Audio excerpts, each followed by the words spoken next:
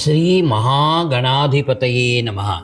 అపార కరుణాసింధుం జ్ఞానదం శాంతరూపిణం శ్రీ చంద్రశేఖర గురుం ప్రణమామి ముదాన్వహం. సాధన రహస్యము ఏకం సత్ విప్రా బహుదా వదంతి. శ్రీ అనుభవానంద గ్రంథమాల, బాపట్ల, భీమునిపట్నం. పరమహంస పరివ్రాజకాచార్య శ్రీ అనుభవానంద స్వాముల వారు మాతాజీ, త్యాగేశానందపురి వీరికి రాసిన ఆధ్యాత్మిక లేఖలు. స్త్రీ అర్హత. నా మాతాజీ, నీకు మరలా ఉత్తరం రాయటానికి ఆలస్యం అయినందుకు చింతిస్తున్నాను. కారణం ఏమిటో తెలుసా? ఒంగోలు నుండి వ్రాసిన తరువాత బ్రాహ్మణ నిడుమానూరు వెళ్ళాను. అక్కడ ఆ ఊరి వాళ్ళ భక్తి ఉత్సాహాలు నీకు తెలుసుగా. నాకు రాయడానికి అవకాశం లేకపోయింది. ఎప్పుడూ చుట్టూ జనం, ఎక్కువగా సంకీర్తన. కాబట్టి ఎలా వ్రాసేది? సాధ్యమైనంత వరకు త్వరలో ఈ ఉత్తరాల విషయాన్ని పూర్తి చేయాలన్న ఉద్దేశంతో నాకు ఎక్కువ విక్షేపాలు ఉండని కర్లేపాలెం వచ్చాను. ఇక వెంటనే వ్రాయటానికి యత్నిస్తున్నాను. మొన్నటి ఉత్తరంలో మొదటి భాగంలో జ్ఞానులనే వారు స్త్రీలోకంలో పూర్వం కానీ ఇప్పుడు కానీ చెప్పుకోదగినంత ఎక్కువగా లేరు అన్నాను. ఆ మాట మీద నీకు అధైర్యం కలిగిందా? అలాంటి భయం అవసరమే లేదు. నేను చాలా వరకు స్త్రీజన పక్షపాతిని సుమా. మొదటి నుంచి స్త్రీలకు ఒక అపచారం జరిగింది. అది వేదకాలంలో కాక తర్వాత పురాణ యుగంలో జరిగి ఉండవచ్చు. శారీరకంగా స్త్రీలంటే అబలలు. ఆ మాట నిజమే. మానసికంగా మాత్రం కాదని పూర్వం మనం చర్చించిన గార్గి, మైత్రేయి మొదలైన స్త్రీ రత్నాల చరిత్రలే సాక్ష్యం. స్త్రీలు కండబలం లేనివాళ్ళు కాబట్టి పురాణ కాలంలో పూర్వము కట్టుబాట్లతో పాటు ఆధ్యాత్మిక కట్టుబాట్లు కూడా స్త్రీలపై పెట్టారు కొందరు పెద్దలు. ఆ పెద్దల అభిప్రాయాలు మంచివే అయి ఉండవచ్చు, కానీ కాలక్రమేణా స్త్రీలకు చాలా అపచారం వాటి వల్ల జరిగింది. దాన్ని ఎదుర్కొనలేక ఆడవాళ్ళు లొంగిపోయారు. అందుచేత వేదాలలో కొన్ని మంత్రాలకే కర్తృత్వం గొన్న స్త్రీలు, ఇదివరలో చెప్పినట్లు ఉపనిషత్తులకి ఆధారమైన స్త్రీలు, వేదాలను స్త్రీలు చదవరాదు అనే శాసనానికి లొంగిపోయి ఆధ్యాత్మిక విద్యకే దూరమై సర్వం మర్చిపోయారు స్త్రీలు.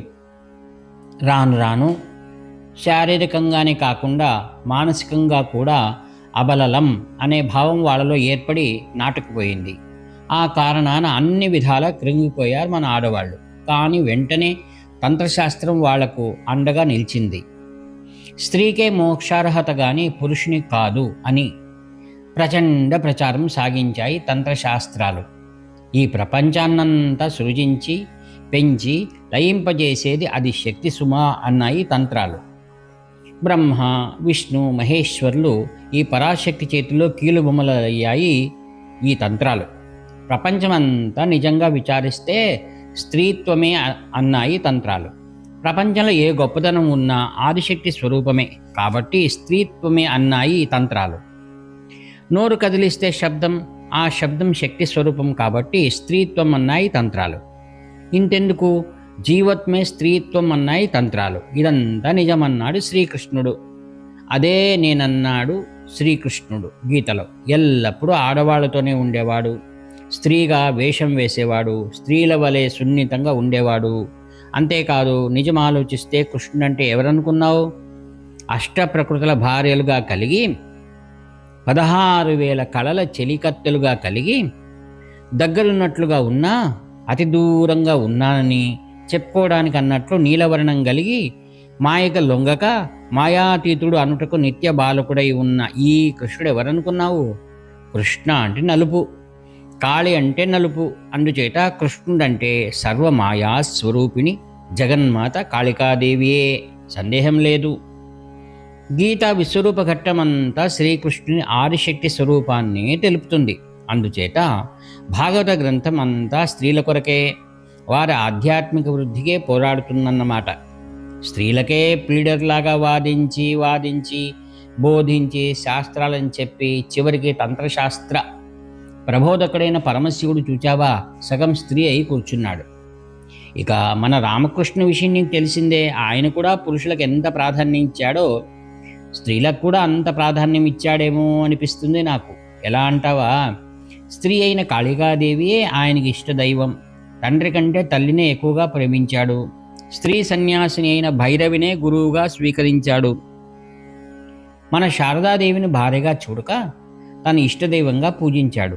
ఇట్టి పూజనీయ దృష్టిలో ఆయన పురుషులను చూడలేదు అని గట్టిగా చెప్పవచ్చును. దీని అంతటి సారాంశం ఏమంటావా? స్త్రీలు సహజంగా చూస్తే మానసికంగా ఆధ్యాత్మికంగా కానీ దుర్బలులు కారు.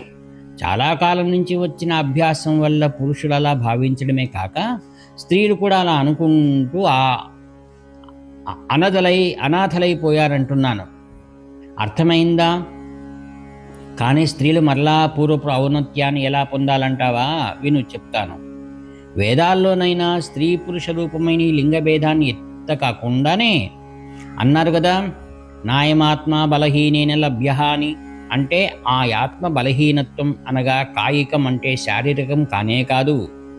అలాగైతే అన్ని వంకర్లు గల అష్టావక్ర మహర్షి ఎలా సిద్ధత్వం పొందాడంటాం?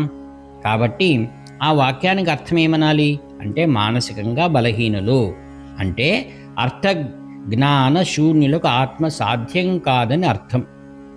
ఆధ్యాత్మిక బలహీనులంటే పూర్వ సంస్కారం లేని వాళ్ళకి సాధ్యం కాదు అన్నమాట. విద్యాబుద్ధులున్న వాళ్ళకే మంచి సంస్కారాలు ఏర్పడతాయి. మరి ఆత్మ ఎలా లభ్యమవుతుందంటే ఆ ఉపనిషత్తులు ఏమంటున్నాయి? త్యాగే నైకే అని అన్నాయి. అంటే యోగ సూత్రాల్లో శ్రీ పతంజలి మహర్షి కూడా చెప్పినట్లు అభ్యాస వైరాగ్యాభ్యాం అంటే అభ్యాసం చేత వైరాగ్యం చేత ఆత్మను పొందగలుగుతారు. ఎవరు? దీనిలో ఆడ మగ విచక్షణ ఎక్కడైనా ఉందా?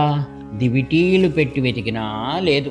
కాబట్టి ఈ అభ్యాస వైరాగ్యాలు క్షుణ్ణంగా ఎవరు పొందుతారో వాళ్ళు స్త్రీలైనా సరే పురుషులైనా సరే ఆత్మను పొంది తీరాలి. ఈ వైరాగ్యం ఎలా పొందాలంటావా? అభ్యాసం చేత, సత్సాంగత్యం చేత. ఈ అభ్యాస వైరాగ్యాల విషయం అవకాశాన్ని బట్టి మరొక పర్యాయం చెబుతాను. అందుకని నా ఉద్దేశం ప్రకారం ఎవరైనా సరే స్త్రీ అయినంత మాత్రాన ఆత్మలాభం దొరకదని అధైర్యం పొందరాదు. ఆత్మానుభూతికి గ్రంథాల్లో చెప్పబడ్డ సర్వలక్షణాన్ని పొందడానికై తగిన ఆర్తితో యత్నిస్తే తప్పక పురుషుల వలె స్త్రీలు కూడా పొందుతారని నా నమ్మకం. అలాగే నీవు సైతం ఈ దృష్టితోనే ఈ దైవ మార్గాన్ని నిర్భయంగా నడవవలసిందని నా హృదయపూర్వకమైన సలహా. అంతేకాదు, నీవు చిన్నదానివి కాబట్టి ఇది నేను నీకు ఇచ్చే ఉపదేశమని కూడా చెప్తాను. ఇక మరలా మన గ్రంథ విషయానికి వద్దామా? మొదట్లో ముక్తిని పొందటానికి 4 మార్గాలు పెద్దలు చెప్పుకొచ్చారని చెప్పాను. ఈ 4 మార్గాలు అనేటప్పటికీ ఒక సందేహం కలుగుతుంది. అది ఏదంటే, ఈ చెప్పబడ్డ 4 మార్గాలు వేరువేరుగా ముక్తిని కలగజేస్తాయా? ఒకటైన తర్వాత ఒకటిగా వచ్చి ముక్తికి దారి తీస్తాయా? లేక అన్నింటినీ ఒకేసారిగా ప్రారంభించి ఆచరించాలా? ఈ విషయం చాలా ముఖ్యం, అంతేకాదు కఠినం. అందుచేతనే పూర్వకాలంలో ఈ విషయాన్ని చాలా చర్చించారు పెద్దలు. ఒక్కొక్కరు ఒక్కొక్క దానికి ప్రాధాన్యం ఇచ్చారు. అందుచేత లోకంలో ఇన్ని మార్గాలు అంటే ఇన్ని మతాలు ఏర్పడ్డాయి. కానీ కొంచెం సూక్ష్మంగా మాత్రం చూస్తే, నిష్పక్షపాతంగా చూస్తే మనకే విశదమవుతుంది. అంతేకాదు, ఈ భేదాలు పోట్లాట్లు సాధన చేయకుండా కబుర్లు చెప్పే వాళ్ళకే కానీ సాధకులకు ఉండటానికే వీలు లేదు. ఎందుకంటావా? సాధన చేసేవాడికి మార్గం ఏది ముందు ఏది వెనక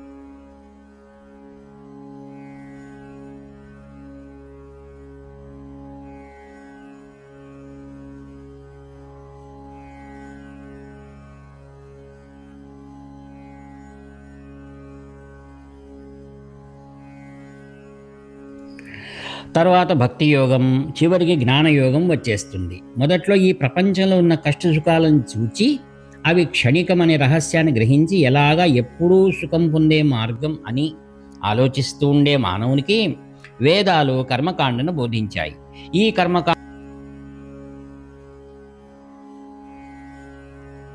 కర్మకాండను అనుసరించాలంటే దేహం ఆరోగ్యంగా ఉండాలి. అందుకే అష్టాంగ మార్గంగా ఉండే యోగ మార్గం అవసరం అవుతుంది. అంటే కర్మ మార్గంలోకి దిగేటప్పటికీ దేహ పటుత్వం కోసం ఆసనాలు, నాడీ పటుత్వం కోసం ప్రాణాయామాలు, బుద్ధి నిలకడ కోసం ప్రత్యాహార, ధ్యాన, ధారణ, సమాధులు మొదలైనవి కావలసి వస్తాయి. ఈ విషయాలు వివరించి వ్రాస్తాను తర్వాత. ధ్యానం అంటే ఏమిటో అనేటప్పటికీ ఆ యోగ సూత్రాల్లోని ఈశ్వరుడు చెప్పబడతాడు. ఈ ఈశ్వరుడు సర్వవ్యాపకుడని, అతన్ని ధ్యానించాలని, అతన్నే ప్రణవం అనాలని మొదలైన విషయాలు అక్కడ చెప్పారు. అంటే స్వర్గ భోగాలపై ఉండే బుద్ధి భగవంతునిపైకి మరలుతుంది. భక్తి యోగంలో భగవంతుడు అక్కడ కలడని, అతడు సృష్టి స్థితి లయకర్త అని, అతన్ని పొందాలని మొదలైన విషయాల మీదకి బుద్ధి ప్రసరించేటప్పటికీ భగవంతుడు ఆకారం కలవాడా లేక నిరాకారుడా, గుణాలున్నాయా లేవా, సృష్టి ఎలా చేస్తాడు, ఎందుకు చేస్తాడు అనే కోటానుకోట్ల సందేహాలు బుద్ధి సూక్ష్మత గల ప్రతి వ్యక్తికి కలుగుతాయి. ఆ సందేహాలు కలగటంతోనే జ్ఞాన మార్గంలోకి దిగినట్లే. ఈ సంకుచితమైన రూపంతో గుణాలతో ఉండే భగవంతునిపై భక్తి అడగంటి వీటికి అన్నిటికీ అతీతమైన ఆత్మ వీరికి బుద్ధి తిరుగుతుంది. ఈ బుద్ధి పరిపక్వం అయ్యేటప్పటికీ ఆ ఆత్మ నేనే అనే స్థితి వచ్చి ఆ అద్వితీయమైన ఆనందంలో మునిగిపోయేటప్పటికీ జ్ఞాన మార్గం సిద్ధించిందన్నమాట. ఇది ఈ మార్గాల్లో ఉన్న రహస్యం. ఇది సాధకుల అనుభవ రహస్యం. అలాగే సాధన మీదనే ఆధారపడి ఆత్మస్థితిని తెలుసుకోవాలని పూనుకున్న వాళ్ళంతా ఈ మార్గాన్ని అనుసరించి తీరాలి. లేకపోతే ఎన్ని జన్మలకైనా వాళ్ళు ఈ ఆత్మానందాన్ని పొందనే లేరు. ఇక ఆ మార్గాలు అంటే యోగాలు ఏమిటో చూద్దామంటావేమో, ఆ విషయం తర్వాత చెప్తాను. లేకపోతే కష్టం. ఎందుకంటే ఈ మార్గాల్లో ప్రవేశించాలంటేనే నీవు అడిగే సాధన రహస్యాన్ని పొంది ఉండాలి. ఈ సాధన సంపద పొందకముందే ఈ మార్గాలు ఎలా అర్థమవుతాయి? కాబట్టి ముందు మన ప్రశ్నను తీర్మానం చేసి తర్వాత అవసరాన్ని బట్టి ఈ 4 యోగాల్ని వేరువేరుగా వివరంగా నీకు చెప్పేస్తాను. కాబట్టి దీన్ని ముందు అర్థం చేసుకో. అతడే మన దిక్కు, అతడే మన గమ్యం. అనుభవం 8 జనవరి 1946. హరి ఓం తత్సత్. బ్రహ్మార్పణమస్తు.